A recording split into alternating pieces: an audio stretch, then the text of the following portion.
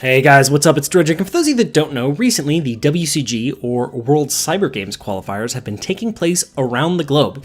I went ahead and participated in the United States qualifier, and I got my ass kicked. Pretty bad. I didn't think I had any real chance of making it out of the United States brackets for the tournament, but I was hoping I would make it out of the first round, which did not happen. Pretty much as soon as the brackets came out, I saw my opponent was Priest, who is a very good human player, and actually a friend of mine going back way back until when I did audios on WC Replays. We also played the team that I managed for tournaments and leagues and things like that, played against his team at the time quite a few times, and, you know, different smaller tournaments around North America and that sort of thing. Priest is way the hell better than me. I had no chance against this guy. So, but what I'd like to do today, and what I'd like to share with you, is we're going to take a look at my game and show you how to learn from a loss that you had. So what we're going to do is my game's going to go up on the left here. I'm going to put that on the left side of the screen. And on the right side of the screen, you're going to see I found a replay of Happy versus Thorzane in the same situation. It's Undead versus Human on Northern Isles with a Tier 2 expanding human. So we're going to compare how I play to how Happy plays here, and we're going to see what I did wrong, what I could have done better, and how we could have potentially won this game. So we're gonna learn how to learn from replays in this game. So let's take a look at it. What's going on in both these games? Well, we're both going for Fast Hero. It's going to be an Altar Ziggurat opening with Tier 2 very fast, and then we'll start making Crypt Fiends behind this. What this is going to let us do is harass the human right off the bat, in order to slow down the Archmage's creeping and not let him get a free fast expansion or a very quick level 3 on his Archmage. And then we'll bring in Crypt Fiends later in order to continue the harass and be able to put a lot of pressure on the human very early, especially if he does choose to go for the fast expand, which the humans will not be doing. The next thing to note is on this map, the human will almost always go for the orange camp right outside your base first. This is going to get them level 2 right away. And this is going to be my first mistake in the game. You can see I'm running diagonally down to the bottom of the map. I'm thinking the human might be going to that green camp. Now, I am going to realize before I get there that I'm making a mistake and I will head to the correct camp, but it's going to be too little too late. So I will be there at the creep camp the human is doing about 10 seconds later than Happy. Now, fortunately, or unfortunately, I suppose, for Happy, the human Thorzane actually speed built his altar, so he actually crept this camp faster than Priest did, just because he put more resources into getting his hero out faster. So Happy's not going to get anything either. However, I'm actually going to lose about as much as I get. So I'm going to kill this one peasant in my game. I'm going to kill one peasant, but I'm going to spend 2 death coils and let the Archmage do quite a bit of damage to my Death Knight in order to get it. This is a mistake. I'm spending too many resources on nothing. When you're harassing a human early, what I learned watching this replay and others is your primary goal is not to kill units and steal things from the human. It's great, and you should absolutely do it. But what you're there to do is slow the human down. Don't let him get what he wants, which is to creep his Archmage to level 3 freely. Happy's going to hang around Thorzane, and just by being there, he stops the human from being able to finish the creep camp that he wants to do. Meanwhile, in my game, I'm too focused on trying to do damage, and even though I'm able to get a little bit of damage, and I will get quite a bit of experience from, you know, killing things, like I killed a peasant and now I killed a footman, I spend a lot to do it. I'm going to spend all of my mana and more than half my Death Knight's hit points just to get 1 peasant and 1 footman kill, which is really not necessarily worth it when you compare how much Happy is able to slow Thorzane down just by being in the neighborhood. Humans really don't want you there. They don't want you to steal their creeps, so they will spend a lot of energy just by keeping you at bay. So the next thing here, and we're going to look at this, is the second mistake, is Happy already has a Crypt Fiend with his Death Knight. My Crypt Fiend is way late. I didn't rally it to the Death Knight, and so it stayed in base too long. Both my first and second Fiend are going to be quite late, and when you're doing this kind of early harassment, having the Fiend there is extremely helpful. Not only does that Crypt Fiend allow you to do more damage, it lets you hit things from a range, which pressures the human. It also acts as a buffer between the Archmage and your Death Knight. It prevents the Archmage from being able to put too much damage on your Death Knight too freely, because he doesn't want to walk through your army and take a bunch of damage on his Archmage from your Fiends either. So, by having those Fiends there early, Happy was able to put more pressure on the human and actually steal the blue Murloc from the camp that he was doing. Meanwhile, Priest is already on to the next creep camp. He's finished with the one that he was doing, and that's because my Fiends were late and I wasn't able to harass him much. Back in Happy's game, Happy is now tier 2. So what he does at tier 2 is he's going to go for tier 3 and Lich, and he delays his Slaughterhouse for a little bit. Tier 3 and Lich are the first things, he gets the Slaughterhouse last. That's not what I'm going to do in my game. We'll see in just a second. I go for tier 3 and Slaughterhouse, and then I delay my Lich. This is definitely a mistake. I spent too many resources early and delayed this Lich by quite a lot, actually. Having the Lich delayed is a big problem versus human. You really need the Lich, especially against a human that does not fast expand, and honestly, even more so against a human that does fast expand. You just always need that Lich, because when the human is going around with footmen, it's very hard to get him off your back as the undead if you're trying to creep.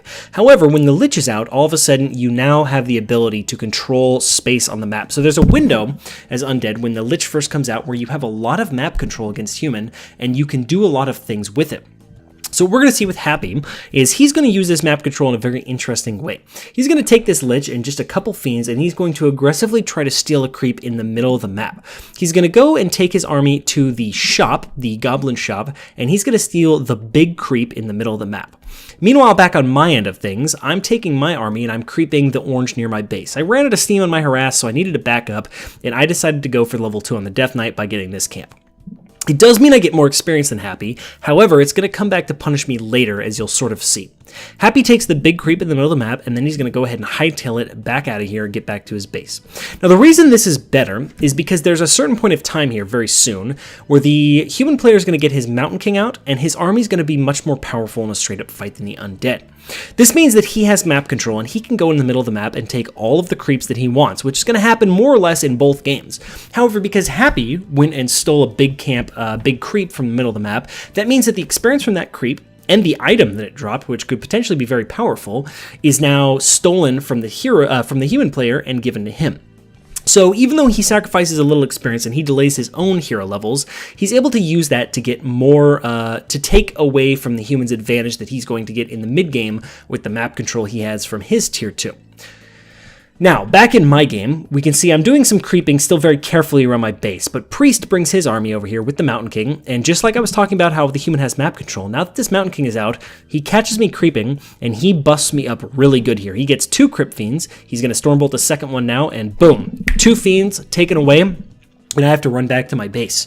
So now that this has happened, the problem is that all the creep camps more or less around my base have been taken, all the easy ones that I could do, and now the human has free reign to do whatever the hell he wants in the middle of the map. So he's going to come out into the middle of the map, and he's going to take all of the creeps that he wants. He's going to steal everything in the middle, and he's going to get way higher hero levels than me. Now, the transition that we do after this is going to be, what do we do to actually get back in the game as Undead? Well, tier 3 with Undead, you're going to get a couple things. You're going to go for your 3rd hero first, which Happy's already done. He's already started his Crypt Lord. And then after you start that 3rd hero, you're going to start a 2nd Slaughterhouse. In my game, I went for the 2 Slaughterhouses very fast, and I just now start that 3rd hero. What is going to happen is if you delay that Crypt Lord, you go for the Slaughterhouse, you're going to wait too long till you're able to get out on the map. Having that Crypt Lord is a really big boon to your undead army, and it's going to allow you to sort of get the human a little bit more under control when you have that AoE Impale. In Happy's game, he's now getting caught by the human. Thorzane's catching him, and he's actually going to lose as much as I did. So we both lose about 2 units here to the human's Creepjack. Really, all it is at this point of the game is you just can't really fight the human straight up. The undead, you're not ready to take them on yet because you've invested a lot in your tech, but you don't have it yet. Happy now has his Crypt Lord out, so he's able to stay out a little bit more on the map, and he's going to start to contest the human's space now that he has his 3rd hero out. One small difference here, Thorzane goes for tier 3, Priest ends up staying on tier 2. It's not really too relevant to the undead strategy that we're doing just yet. At this point in the game, what you want to do as the undead is more or less the same. So now they're sort of dueling, Happy and Thorzane, over this creep camp, and you can see that Thorzane still has map control. Happy doesn't want to fight him just yet, but now all of a sudden he's ready to go in. Having that 3rd hero there is a big difference, even though he lost his Crypt Fiends, and he actually uses Dark Ritual to just get rid of that last Fiend that's about to die. So Happy now has no Fiends left. But he's fine with that because you don't necessarily need a lot of Crypt Fiends against this type of human strategy. In fact, what you need are Abominations. You can see Happy has those out on the field now, and as soon as he gets Abominations out in that Crypt Lord, all of a sudden now, just because of the way that the Undead army is constructed, he can really start to contest what the human player is doing. Meanwhile, in my game, I now have a bunch of Abominations coming out. I'm in a pretty good spot with this, but my positioning is wrong. I'm sort of able to contest space with the human now, but I was being very cautious because after losing those 2 fiends, I didn't really know what I should be doing.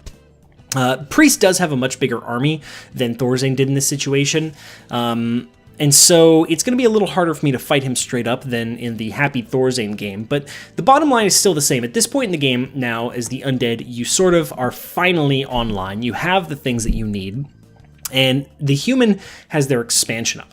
So the thing is that at this point in the game, I didn't know what to do. I really wasn't sure what was going on. I knew Priest had an expansion. I hadn't necessarily scouted it, but I could tell by his positioning and how he's playing. I was pretty sure that he had an expansion up. And I decided that I didn't want him to have that expansion, so I go ahead and take this fight right now.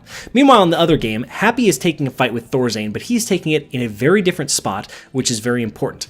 He goes ahead and nukes the Archmage out of the position and gets him out of there, and he's going to take this opportunity to counter-expand. He doesn't want to go all in against the human, he wants to take his own expansion. In my game, however, I all in against the human, and not only do I all in, I forgot to bring my freaking statues. You can sort of see on the minimap, my statues are still at the tavern, so I have no resurrection coming, or no healing coming, no restoration, healing coming in this fight. I also am fighting him in a choke point. Priest knew exactly that he wanted to defend his expansion at this point, so he sets up in a choke, and I have nothing. And I lose in the fight, and now he's just gonna follow and chunk me down, and it's bad. It's really bad.